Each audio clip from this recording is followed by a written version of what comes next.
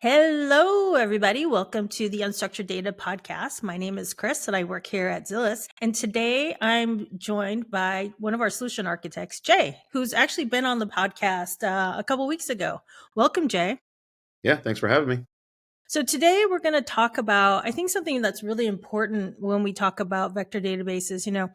A lot of times vector databases just make these ridiculous claims that, they are the solution that's going to make, everything better for you. But the truth is, even us, even with Milvus and even with Zilliz Cloud, we recognize that we have a certain fit. We're not, the quickest to get up and running. We're not, something that you can, just kind of throw up on your laptop. I mean, granted, we do have a serverless version and Milvus Live, but really, what we have worked really hard is to, appeal to the developer that has a lot of vectors, has really high performance requirements and scale. So maybe we'll just start with that. And I'd love to just hear, how do you talk about Milvus or Zilliz Cloud when you talk to customers? Yeah, it's a really good question. We get this quite a bit. I think at a high level, Zilliz is really built for performance and scale. Those are the things that we excel at. I think a lot of workloads that are below a certain vector count. I think, you could pretty much go with any off-the-shelf vector search, ANN search type solution that's out there right now. And a lot of our customers do start with, a lot of the products that maybe they're already using a database product and they've bolted on a vector search capability. And that's kind of how a lot of folks get started, in this space. But they soon quickly realize that, once you've reached, I would say, and this is highly dependent on the type of workload and your use case and things like that. But once you get to about 50 to 100 million vectors or so, in a single vector space, that's really when you start to see the differences that a purpose-built vector database like Zilliz, but what it can do. And when you start getting even north of that, like we have customers in the billions and many tens of billions. That's when it essentially just becomes essential, unless you're willing to throw insane amounts of hardware at this problem. That's generally kind of like the sweet spot of where we like to be. And we think in the future, as the cost of inference comes down, and as the cost of storing and searching over vector space also comes down, which we do a lot of work with as well, even more use cases can be enabled, and that's really exciting. So what does 100 million vectors mean? Like, give, our audience a little bit of context. Yeah, it's a loaded question. It depends really on what you're doing. So, the vast majority of our use cases are text and semantic search. So I guess I'll just start there. If you've got quite a bit of documents, 100 million, you can think of as 100 million, paragraphs. That's probably the best way to think about it. And that really comes from the necessity to really chunk the data that you have. So let's say it's a very long text document.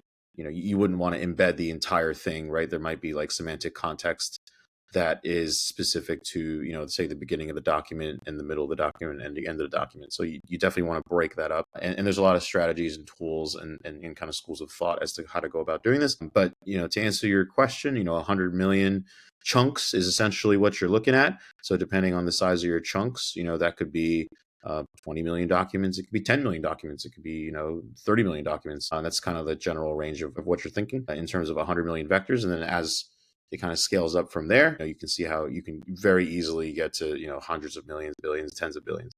So if we're thinking about these vectors being representations of text, so from an application perspective, 100 million, what does that mean? Like, is that an application that could potentially service, lots and lots of tenants, or is it more of an internal chatbot? Like, what does it mean at that level? Yeah. So, when you talk about, you bring up a good point. So with multi-tenant use cases, what we see a lot is, you have a fairly large customer base. Some of your customers might have a lot of data. Some of them might have only a little bit of data. And the customers that have a lot of data, that will also translate naturally into a lot of vectors as well, right? And for multi-tenant use cases, it's really essential to, isolate one tenant's area of vector space. And Zilliz gives you a lot of tools that have varying trade-offs on how to accomplish this, whether you use logical isolation or physical isolation of vector space, and those both have positive and minus traits each. But you would say that if you have maybe a handful of very large customers, and let's say you're a note-taking application, and one customer is a very large enterprise and they have tons of data, right? Obviously, naturally that'll be a lot more vectors than, say, if you have a customer that's much smaller and they have much less data, and that would translate to much less vectors. But you can essentially provide the same experience, right? Like using one tool, like you can provide a RAG and semantic search experience to both of those customers, with a single tool, and the experience would be identical to both of them. Okay, so what's the recurring feedback that you hear from customers that actually have applications in production? Yeah, it's a little loaded question, right? So it depends on like where they are in their journey. I think it's a little intimidating for folks, especially when they get started. There's just a lot of decisions to make. You have to, at the bare minimum, bring an embedding model with you, and there's a lot of them out there, and it's maybe a little bit intimidating for folks. But once you have that, and you start loading data into the vector database, you have to start thinking about retrieval. There's a lot of security concerns as well around, sending all of your customers' data to maybe, an open model like OpenAI's models, or a lot of the hosted solutions that are out there where they're running the inference for you and you're paying per token, but you're in exchange sending all your data there, right? So there are tools like AWS Bedrock that allow you to run the inference like in your own environment, and that kind of like solves that problem. So I would say there's a lot of levers, right? And we as a solutions team have to take a holistic approach as to like, okay, like where is this customer in their journey? What internal capabilities do they have in terms of engineering? What decisions have they made so far? Where can we possibly be of assistance in making some of those decisions, and making sure that we come up with what we believe to be the correct solution for them at their present moment in the journey. And that it's also made more challenging by the fact that everything is constantly changing. Like our product is changing all the time. Inference is changing all the time. The cost of all the stuff is changing all the time. So it's never really, it's just not, and you have frameworks that are coming out like every day that have new capabilities. So there's just, it's a little onerous. There's a lot of options, out there, and you kind of get this like decision paralysis problem where you almost have too much to look through. So, we try to break things down to, okay, what are you trying to accomplish right now? What are you trying to accomplish in 90 days? And then where are you going to be, hopefully, a year from now? And that's kind of like where we get started. And then we kind of work backwards to what we think is an appropriate solution. Yeah, you're right. That question was a bit tough. That was a lot. So, I'm sure you do a fantastic job of really explaining the users, to the users, like how to pick a model, how to, understand what their multi-tenancy strategy is, et cetera. But where do they struggle the most when working with a vector database? I would say there's a handful of places where people get tripped up. I think it's around the query itself. I think that's a very common place where people get tripped up, especially in RAG pipeline use cases where the query is coming from the user. And sometimes, the query could be too short, right? And like if it's like 2 words, right, that's not a good semantic search. And it's not the user's fault. Like we've just been trained, through over the decades using search engines to do that, right? So it's not it's not a natural thing for us to do. So I think a really low hanging fruit low hanging fruit thing that you can do is to rewrite that query, essentially, like use a relatively fast, like low parameter count LLM at the very beginning of your pipeline to rewrite that query. I think that's definitely something that I recommend quite a bit. I think in terms of looking at recall is another one, right? Making sure that your recall percentage is appropriate for what you're trying to do, and balance that obviously with query latency. That's something that I think a lot of people miss. Like if your recall, for example, is at 80%, like 1 out of 5 times you're completely missing what might be actually appropriate for your just keeping an eye on that. Obviously you're never going to get to 100%, and that's just the nature of the trade-off that you make when you go with approximate nearest neighbor, and there's you can get pretty close, and we just want to make sure that it doesn't break the user experience. So there's kind of like a line there that you can't cross. So working with our customers to make sure that they understand where that is and make sure that they're making the appropriate trade-offs. That's very interesting. I mean, I forgot that, just because they are our customer, we want to make it easy. They actually have a customer that they really have to think about, and they have to make it very easy, because the last thing you want is to have a little UI where basically they have to fine tune their prompt. I mean, they're just going to be like, why am I using this tool? I just want it to be very, very simple. Just get the results that I want very quickly. Yeah, and we've kind of just been conditioned, over the years to just have it work like magic, but it's not magic. There's a lot of things that have to happen under the hood to make this, as predictable as possible. But it's, essentially it's not a deterministic system. That's, I think, the other thing that people struggle with a lot is, you're doing an approximate nearest neighbor. Like, you don't know until you send the query what's going to happen. It's very similar to where you just don't know. So there's a lot of anxiety there, especially for folks who come from deterministic systems that just expect to know what the result is. Like, the big analogy that I make is, in NoSQL databases or SQL databases, when you send a query, you essentially get a binary outcome, right? It's either there or it's not. But in vector databases, it's not like that. It's like you don't know until you send the query. You might get back what you're looking for. You might not, depending on like where your recall percentage is and what trade-offs that you've made. So that, I think, is a little bit challenging for folks to kind of wrap their heads around, especially if you're building like mission critical systems, or your tolerance for hallucinations or errors or mistakes is very, very, very thin. There's just certain decisions that you have to make, to get as close as you can, knowing that you can't get there all the way. It's just not possible with today's technology. So, what advice would you give them? Because they're I'm feeling anxious. Yeah, there again, like I said, like the low hanging fruit stuff that I mentioned, right? But a lot of our customers, invest a lot of time in building very robust systems to make sure that they're getting as close as they can to answering the question 100% of the time.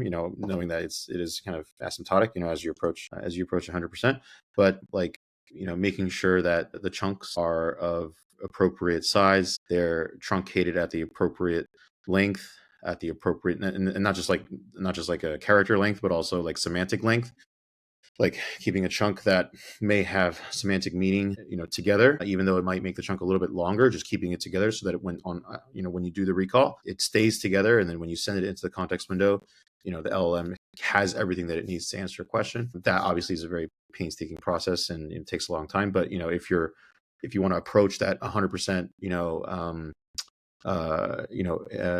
accuracy, that's kind of like those are the types of things that you need to do. Working with different embedding models, experimenting with different embedding models. They're all different and they all have different behaviors.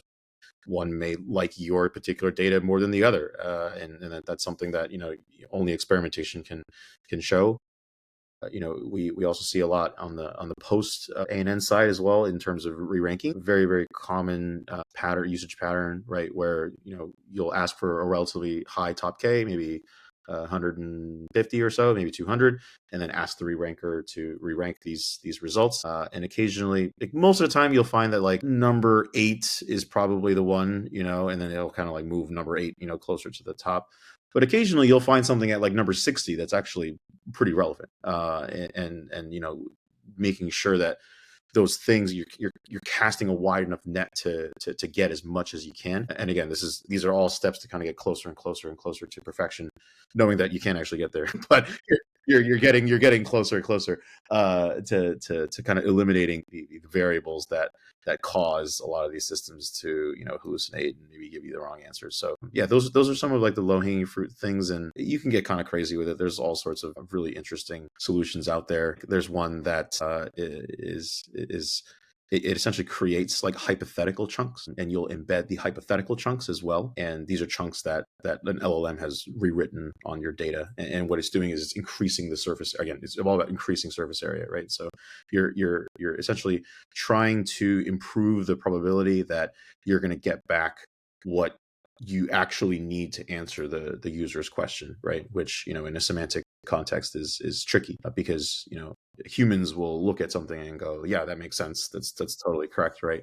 But machines are, they're trying to do this task, and sometimes they get confused, or sometimes it's not really clear which one of these is correct. So there's a lot of kind of there's a lot of nuance, right? And kind of correctly adjusting for that nuance, and telling your system like these are the types of situations where I'd like you to lean this way or that way. there's a lot of tools that you can pull. So I hope that answers your question. Yeah, no, that's really great. But since you brought up adjusting, so we can't have it all, right? We want to have perfect recall, but it comes at literally a cost. Maybe you can talk about, the tension between like performance and cost and accuracy. Yeah, yeah, that's a really good one. So most of the vector databases that are out there right now will make this trade-off for you. So, if you pick HNSW or if you pick IVF flat or if you pick face, there's a lot of these ANN algorithms out there that are kind of off the shelf. You'll the database vendor is essentially making this trade-off, right? They're like, okay, I care this much about recall and I care this much about latency, and that's generally, kind of what you're stuck with. And on the other end of the spectrum, right? So if we kind of go above ANN for a second, is KNN, right, which is known nearest neighbor, and that's an exercise where you essentially brute force your way through this problem, where you measure every single vector in its relationship with the query vector that you've basically sent it. And this is obviously a very expensive and taxing operation, but if you need perfect recall, that's the way to do it. In practice, though, nobody does this because there's no way that you could get a latency that would be acceptable, for most use cases. So what Zilliz does is, instead of making a fixed trade-off, we give you more or less like a sliding scale. So we have our own index algorithm that we've rolled in-house called Cardinal, and what it does is it essentially exposes an interface to you as the user, and you get to pick. So, on this query, I really care about latency. So you can tell Zilliz to say, okay, I want you to optimize for latency here, and I'm willing to take a hit on recall accuracy, and vice versa. So you can tell it, say, I really care about recall. I need it to be like as close to 99% as you can, and I'm willing to take a hit on query latency to get there, right? And you can kind of just play with it. You can tell it like, hey, in this scenario, I want this, in this scenario, I want that, and then there's a lot of steps in between as well. So again, it's a lot of experimentation, but a lot of our users find this incredibly valuable just because there are certain scenarios where they care more about the recall, and they need to be able to tune that. And it's the same data set. So, in other cases, you could just say, look, it's okay. I really care about latency in these scenarios. So it's very flexible in that nature. And I think it's definitely something that our customers really appreciate. So then I just want to repeat what you said. So then SaaS solutions like Pinecone, or maybe, there's a bunch of PG vector solutions that are out there, just to name a couple. So they make that decision for you up front, and they don't give you the option to fine tune that. Is that what you're saying? Yeah, that's right. So the index is built. Mm-hmm. So in Pinecone's case, it would be disk ANN, or a modified version of disk ANN. And they've just essentially, made that decision for you. So, you're going to get the recall that they think is appropriate.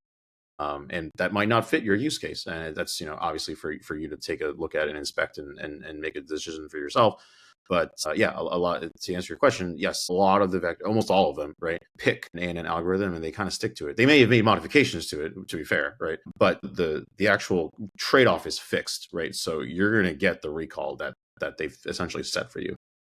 But that's probably sufficient for a lot of use cases, right? Oh yeah. I mean, if as long as you're at like 90, 95+%, which is, I think, a lot of them, right? It's generally fine. It's when you start getting that to like 80 and below 80, that's when you start to worry a little bit. But generally the target that you want to hit for ANN is 90+. That's kind of like where you want to be, and that's more or less the safe spot. So maybe you can share with us situations that you've encountered where it wasn't appropriate for the customer's use case, and so that they did need to move to a solution like Zilliz. Like, maybe explain like some of the characteristics of the solution that they were building and why they needed to go to this different kind of index option. Yeah. So there are use cases where like there's essentially like a zero tolerance for missing a record. Like, I have to have all of them, right? And it's okay if you take longer. And obviously, like I said before, if you want 100% accuracy, KNN is the way to get there, right? You just brute force and make geometric measurements for every single vector and its distance to every other vector. But it's brutally slow. So you can get an order of magnitude improvement in latency, if you're willing to get to like 99.9%, right? So that's pretty acceptable for these types of use cases. And it's really any mission critical use case. So we see this a lot with image similarity search for either governments or emergency responders or folks where like if I miss an image here, like that could mean like an entire forest burns down or something, right? So there's obviously a lot more risk there, right? Versus maybe saying the wrong thing to your employee who's gonna search for something in your internal Yeah. knowledge. But there's varying use cases and there's varying levels of risk, right? So I think that's an example of where like that would not fit in a lot of the kind of off the shelf, which is essentially have been tuned more or less for this kind of RAG use case. It's still, I mean, it's still the killer app. That's what everybody wants to talk about.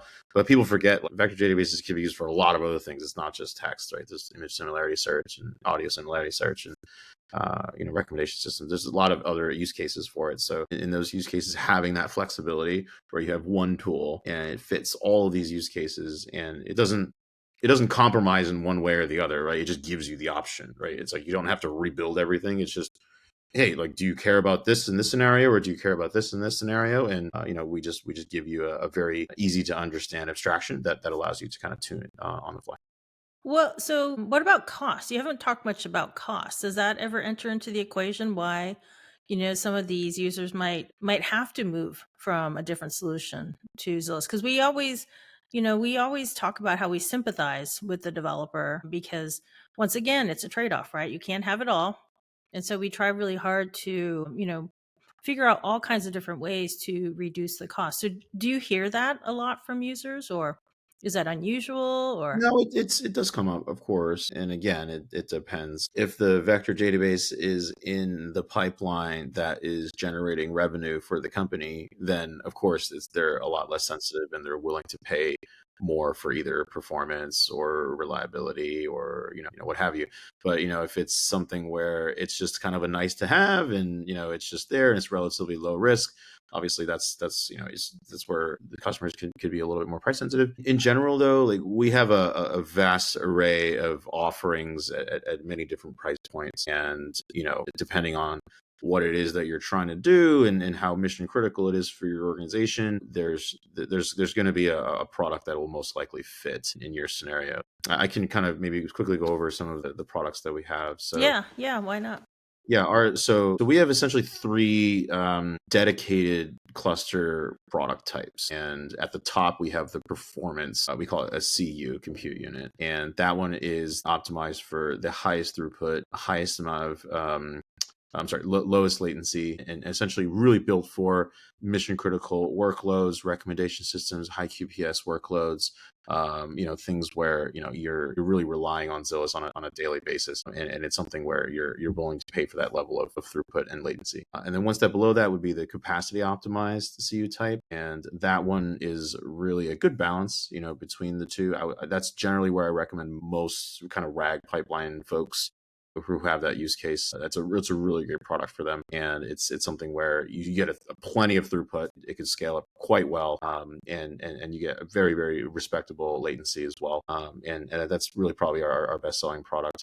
And then one tier below that would be the extended capacity CU type. And that one's really designed for more infrequent access patterns for folks that don't have a lot of concurrency and are okay with elevated levels of latency. But again, in all three of these scenarios, the latency and the query accuracy could be tuned, like I mentioned earlier, right? So you still get that lever, but these are essentially like very different price points with very different trade-offs to kind of get you started and kind of onboarded with this technology, while at the same time being sensitive to the cost of the solution.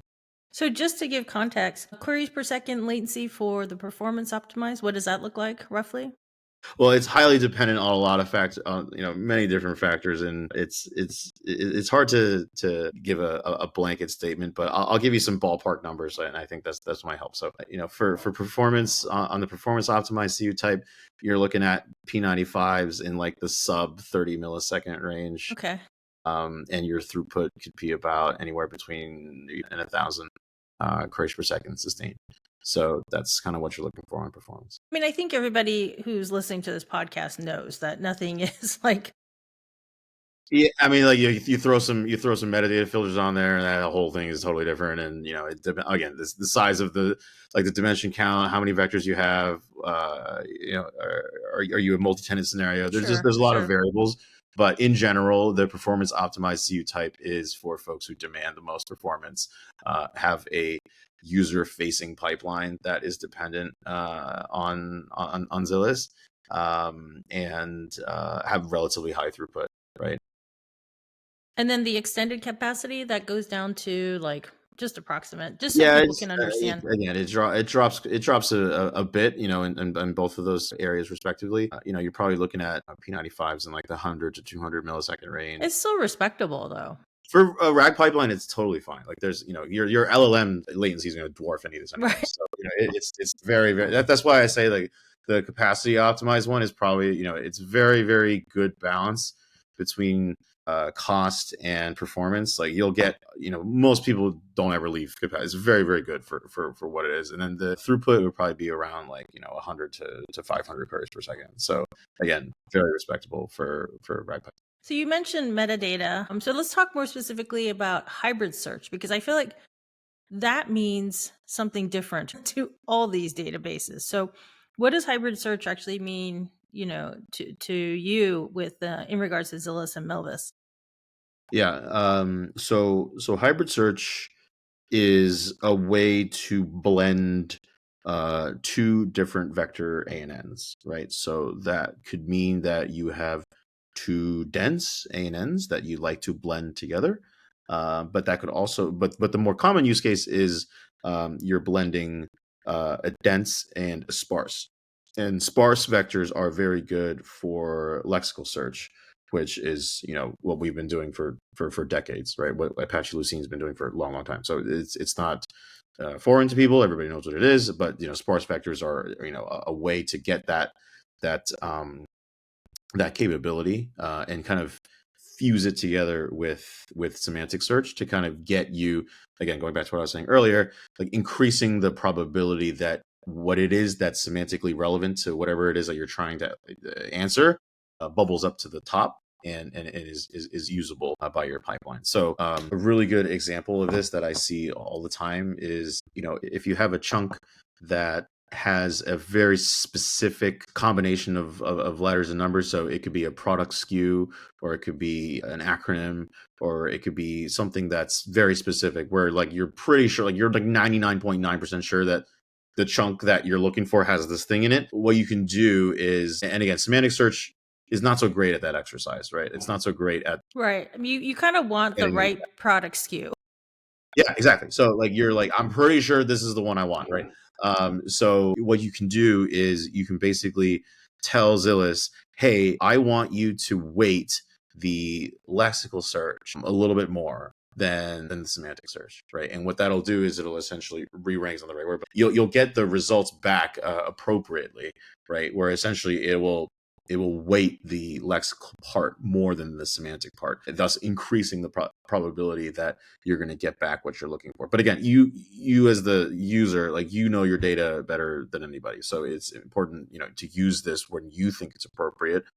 And we offer a weighted ranker, so you can basically tell it like, hey, I want you to weight this like 60-40 or 40-60 or 70-30, right? And there's like there's essentially like and the query engine will essentially weight the semantic versus the lexical. And again, this is between dense and sparse, but it'll weight the semantic versus lexical based on whatever weightings that you gave it at the time of query. So you limit it to just 2 vectors? So no, that's a good point. So Zilliz supports up to 4 vector fields per database entry. So you can have like 3 dense and 1 sparse, or you can have 2 dense and 1 sparse. There's a lot of experimentation that you can do with Zilliz, and a lot of our customers find it really valuable to be able to store multiple vectors in the same entry. It allows them to experiment with different models. It allows them to do hybrid search across those vectors, and kind of come up with some really unique pipelines and kind of solutions for whatever it is they're trying to solve. But again, it's like, a lot of this stuff is not deterministic. So just giving more options, playing around with it more, experimenting it with it more, I think will get you closer to what to like closer to a perfect solution. And kind of giving options, I think, is a really important part of what we're doing. And let's talk a little bit about metadata filtering. So, how far can we push it with Zilliz and Milvus? So we have a lot of different kinds of filters, quality filters, range filters, likeness filters. There's a lot that you can do with metadata filters. I generally am pretty cautious when it comes to these metadata filters. I think people tend to over rely on them quite a bit. Well, it's familiar, right? Yeah, it is familiar. It's something that you just do it in every other database, so it looks very similar. So your natural kind of like knee jerk reaction is to use them to carve out areas of vector space, right? But that's kind of like missing the point. Like the reason why you're using Zilliz is to leverage the ANN component. Right, right. If you overuse a lot of the metadata filters, you're kind of like diluting that a little bit, which is fine if that's, again, if that's something that you believe is to be appropriate for your use case, I think it's okay. But part of the solution that we're solving with vectors is this kind of, more atoms than are in the universe problem. Like, there's no way to brute force your way through that. I mean, if you have petabytes of data, like, there's no way to brute force your way through this problem, right? So I think, embedding models in vector space allow us to make sense of and ask semantic questions over data that would normally otherwise be just untenable. Like, there's no way to sort your way through this giant ball of data, and you can ask it questions in a very natural way, which I think is, from a UX standpoint, like very, very exciting, because we've built all these like very sophisticated like business intelligence tools that do all this types of translations between like business language and SQL queries and Snowflake queries, and like just trying to figure out, okay, how do we get the data from where it is to the people that actually need to use it, right? And we've spent a lot of money kind of building these connectors. But as the volume of data grows, right, and a lot of these things it becomes very, very difficult, especially if it's unstructured. And kind of the problem that we're solving. So it's, again, going back to metadata for a second. So I think it is useful to use, because it essentially tells the query engine, hey, like, I want you to ignore this area of vector space, or I want you to only worry about, vectors that have this particular quality to them. And that's fine. And, I think if you have, say, 150 million vectors and 50 million of them have the same metadata field, and you're like, Yeah. okay, I only care about this 50 right here, I think that's fine. But when you start slicing them into very, very granular spaces, like you kind of lose the essence of this technology. So I'm generally cautious with it, but Mhm. it really depends on the user, their use case. There's a lot of areas where it is appropriate. Yeah. In those cases, we have a vast suite of options for people. I mean, it's probably a product of how we've all trained our brains to deal with full text search. It's an attempt to create more deterministic outcomes. That's essentially what it is. There's a lot of anxiety, so you're trying to like limit the amount of unpredictability by kind of slicing it really, really thin. But in doing so, you essentially defeat the purpose of doing this in the first place, right? Which Mm-hmm. is, because a lot of times, like, we only talk about the instances where, hey, that's probably not what you're looking for. There's a lot of instances where you get results back that you weren't even thinking of, that Right. were like, Right. hey, that maybe that actually is kind of relevant to this. Yeah. And Yeah. machines have a really and funny way of classifying this data. So we see that a lot too, where people learn about their data in ways that they never really thought of, because they send queries and they're like, you know what, actually, that is actually pretty relevant to this Mm-hmm. Mm-hmm. question that I'm asking. And get and this is going back to what I was saying earlier about nuance, is sometimes you'll get results and they might not look right. Mm-hmm. Mm-hmm. But then, you look at it again and go, actually, you know what, maybe there is something here, right? Yeah. Yeah. And there's a lot of nuance to that. So, it's we're entering this very interesting world. Search is hard. Let's be real. Search Yeah. is still not easy. It's not easy because sometimes people disagree about what is correct, and I think that's part of that's part of why it makes it kind of difficult, right? Is like Yeah. what seems correct to you might not be correct to me. So we've seen some users that have migrated over to Zilliz that for some reason have separated all this data. Vector over here, text over here for a full text search, and metadata in another store. Why? Why are they doing that? I mean, I thought all vector databases could handle all this stuff. Like, what's going on there? So, I mean, there's a lot of I think most of it is just around like legacy Mm-hmm. infrastructure. Like they just have the data where it is already, and they just don't want to move it. That's it's just inertia. Mm-hmm. Mm-hmm. Where this tool is working for me, there's no reason to there's no reason to change it. That's a big part of it. Mm-hmm. I think some of it also has to do with I want to use the tool that was purpose built for each of these scenarios. So, Zilliz was obviously purpose built to be really good at Mm-hmm. vector ANN, right? But if you want to do any kind of, metadata filtering, like, yeah, there's probably better tools for that, right? We obviously support it, Mm-hmm. right? But, that's not our bread and butter, and that's not what we're designed for. Right. Right. Yeah, I think that's those are probably, probably the two primary reasons. But you mentioned earlier that you may want to blend sparse vectors and dense vectors, and if you have text in a different database, that's going to be pretty hard to blend that, isn't it? Isn't that true, or is there some weird hacky way that you can blend it? Yeah, I mean, ideally, you would want all the data that you're searching over to be in the same spot. But it's really important to note that the data itself does not have to be in Zilliz. You Mm-hmm, can mm-hmm, use mm-hmm. Zilliz for the search component, right? But you can point to something else, Oh, right? interesting. So you don't have to keep the chunks in Zilliz, right? Mm-hmm. So we'll just use text as an example because that's very common. So, a lot of times people will put the vector embeddings, those could be both dense and sparse, right, in Zilliz, perform the ANN or the hybrid search, whatever they're doing, Mm-hmm. and then get the results back. But the actual content could be somewhere else. It could point to another database. It could point to object storage. In the image similarity search scenario, you actually have to almost all the time. You have to do this, right? Because you don't want to store the entire image in Zilliz. That would be very expensive. So it's easier actually just to point it to object storage or something Just else. why do you want it in two places? Just put it in one spot. Yeah, some people have for compliance or security reasons. That's Mm-hmm. a very big one.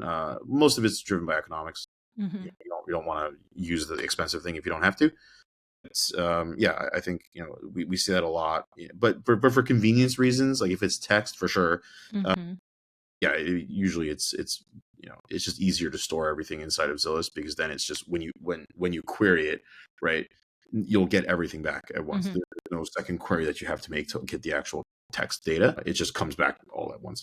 Understood. Do you think all vector databases, including Zilliz and Milvus, do you think that all vector databases are really architected to really handle the scale that you were talking about? That we're already seeing applications require, and it's only going to get more, right? And the data never lessens; it always gets greater. So, what do you see out there? Can all the vector databases handle this scale at the right performance levels and also at the right cost? Yeah, I think it's very use case dependent, but I would Mm-hmm. say, if you're talking about, I mean, we have customers in the tens of billions already, Mm-hmm. and Zilliz is running fantastic for them, and it's performing very well. And we do a lot of stress testing internally as well in the hundreds of billions, which I think is where we're headed. And when you start to get that level of scale, there's a lot of questions, right? What is your expected latency, or what is your expected latency, right? How much money are you willing to spend on this for this particular exercise? There's a lot of questions, and I think the goal of Milvus and Zilliz is to be at the hundreds of billions, and eventually we think trillions, right, of vectors. That's what we think the future is, because if you look at the size of the data lakes today and the size of enterprise data across all of this unstructured data that just sits in object storage or in SharePoint, or like I said, data lakes earlier, right? Like it's everywhere, right? If you were to embed and kind of store all that data, it would easily be in the hundreds of billions, if not trillions, right? Mm-hmm. So that use case is certainly there. We just have to make it cost efficient and performance enough to be able to perform this operation. And I think we'll eventually get there. I think Milvus and Zilliz are definitely the best suited technologies to kind of reap the benefits of that. Do you think all that data is going to go into a vector database in the I don't future? think all of it will. I mean, I think it probably the data that you're searching over that I think is most relevant. Like for Hmm. example, if you have data that's in there that's like 10 years old, that's probably not a good candidate. But So I kind think of following the data lake model. So any kind of analytical workloads yeah. would kind of sit over there. Yeah, I mean, like I think every enterprise is different. Everybody's got a different Hmm. definition of what they think is relevant, and again, it depends on the use case. But I think you're going to have different levels of temperature for the data. So similar to like AWS Glacier, where I'm willing to, I don't want to delete it, but I'm willing to Hmm. have a very very very high latency because I just don't need to access it very often, right? So I think we're working on a lot of that internally as well as to kind of figure out how do we leverage tiered storage, right? So that all of this addressable, Hmm. indexable area, right, of data becomes searchable, Hmm. but it might be at different latencies just because Hmm. some of it's colder than Sure.